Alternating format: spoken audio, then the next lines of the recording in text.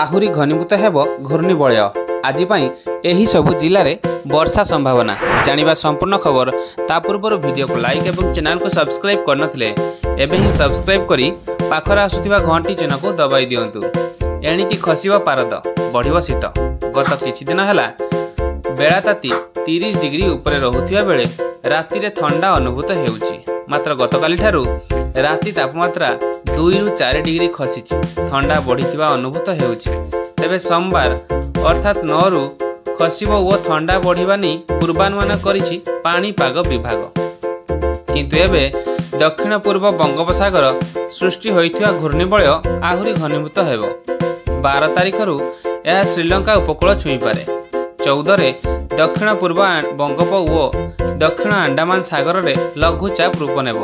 24 घंटा रे यह अपपात रूप नहीं श्रीलंका और दक्षिण तमिलनाडु को मुहाई पारे बोली से कहिसंती।